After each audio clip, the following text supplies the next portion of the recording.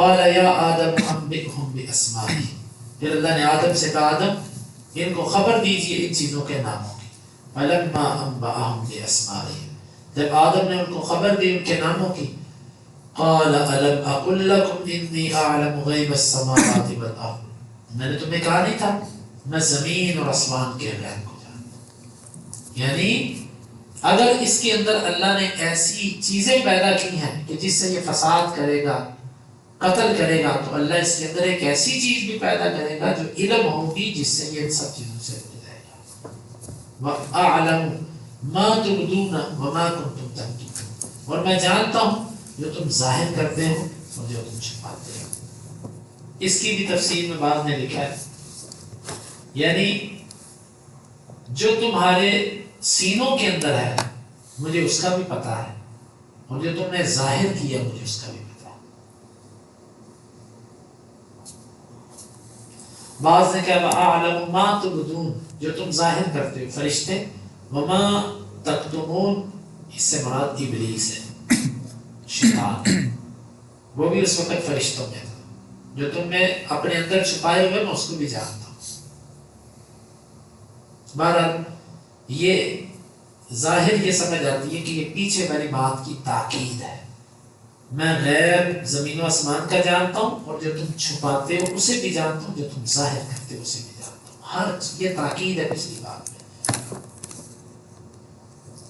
آدم کی علم کی فضیلت ثابت ہو گئی.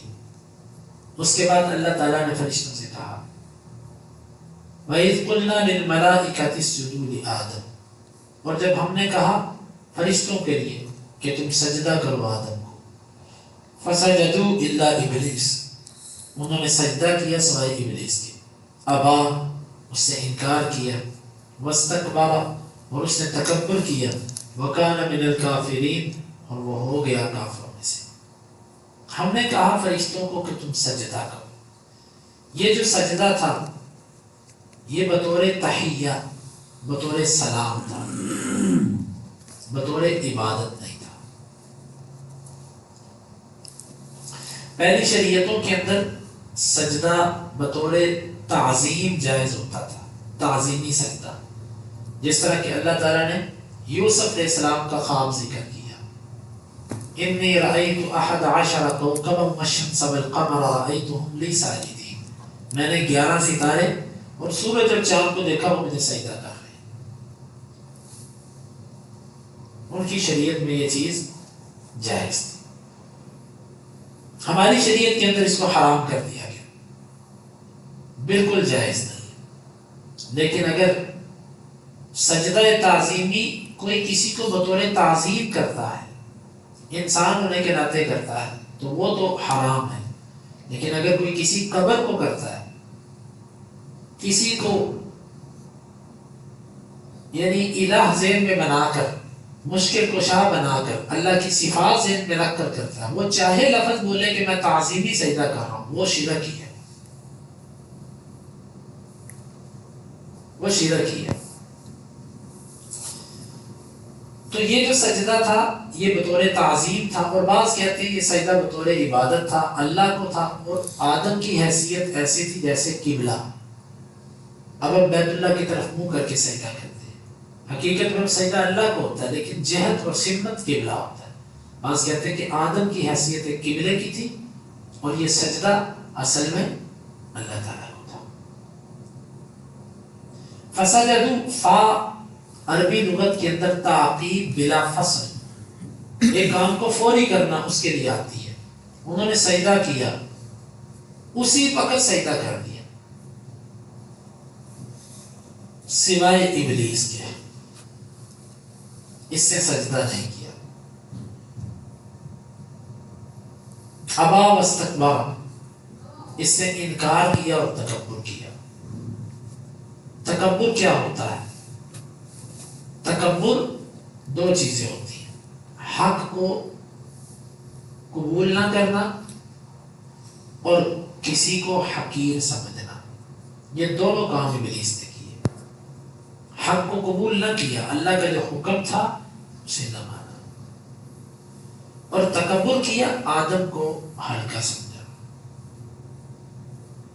دوسرے مقام پہ اللہ تعالیٰ نے اس سے پوچھا ابلیس تو نے سجدہ کیوں نہیں کیا؟ وہ تفصیل ہے، انشاءاللہ اسی مقام پہ اس پر گفتگو کریں گے۔ یہاں پر اللہ تعالیٰ نے صرف اس کا سجدہ نہ کرنا اور اس کا سبب ذکر کیا کہ سجدہ نہ کرنے کا سبب تکبر اور انکار تھا۔ یہاں سے یہ بات سمجھ آتی ہے کہ دنیا کے اندر سب سے پہلے تکبر جو کیا وہ ابلیس نے کیا، سب سے پہلے اللہ کے حکم کا جب انکار کیا وہ ابلیس نے کیا۔ آج دنیا کے اندر جو بندہ تکبر کرتا ہے، اللہ کے حکم کا انکار کرتا ہے، اسے سوچنا چاہیے وہ کس کی سنت پہ چل رہا ہے، وہ کس کے طریقے پر ہے۔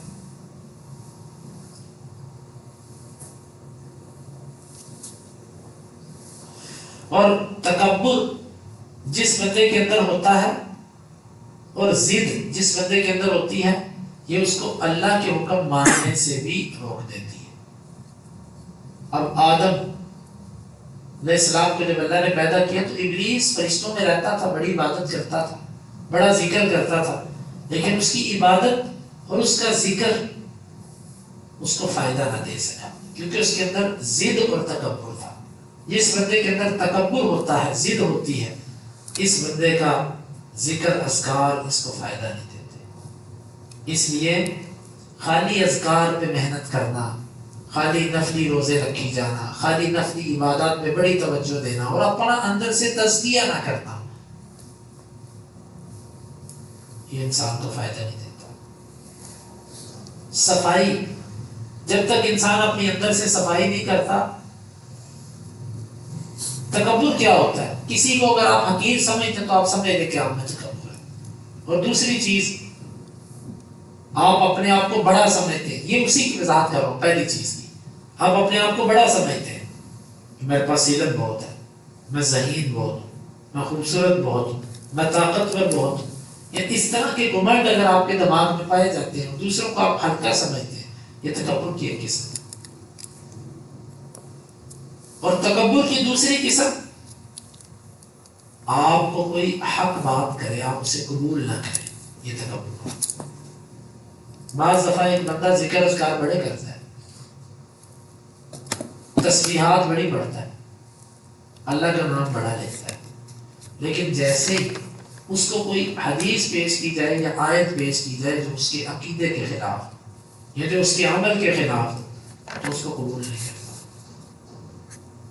یہ متکبر انسان ہے۔ اللہ کے نبی نے فرمایا الکبر بطر الحق وغمط الناس۔ صحابہ نے پوچھا اللہ کے رسول تکبر کیا ہے؟ ہم میں سے کوئی ایک پسند کرتا ہے اس کا جوتا اچھا ہو، اس کا کپڑے اچھے ہو، کیا یہ تکبر ہے؟ آپ نے فرمایا تکبر نہیں ہے، ان اللہ جمیل یحب الجمال، یہ خوبصورتی ہے اور اللہ خوبصورتی کو پسند کرتا ہے۔ تکبر کیا ہے؟ تکبر بطر الحق، حق کو دھکا دینا، اسے دھتکارنا، وغمط الناس اور لوگوں کو حقیر جاننا، یہ دو چیزیں تکبر ہوتی ہیں۔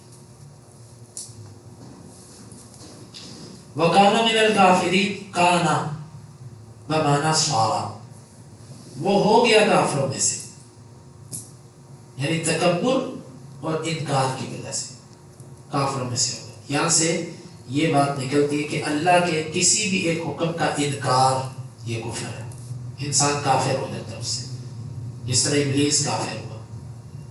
اور دوسرا معنی اس کا کانا، ماضی کے معنی میں وہ اس طرح معنی کرتے ہیں کہ وَكَانَ مِنَ الْكَافِرِينَ، اور وہ تھا ہی کافروں میں سے، یعنی اللہ کے علم میں، اللہ کے علم میں تھا پہلے سے کہ وہ کافر ہے، یہ بات بھی ٹھیک ہے، لیکن صار من الکافرین، ہو گیا وہ کافروں میں سے، یہ زیادہ یعنی کہ اس میں پایا جاتا ہے کہ تکبر اور غرور کی ضد کی وجہ سے وہ کافر ہو گیا، اس میں زیادہ ترہیب ہے، ڈرانے والی چیز زیادہ ہے۔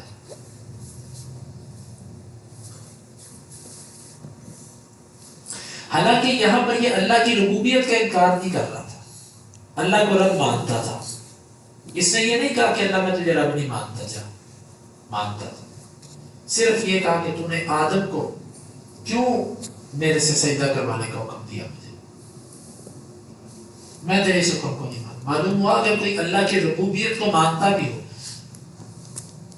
اللہ کی الوہیت کو مانتا بھی ہو، اور پھر بھی وہ تکبر کر کے ایک چیز کا انکار کرنے تو ایک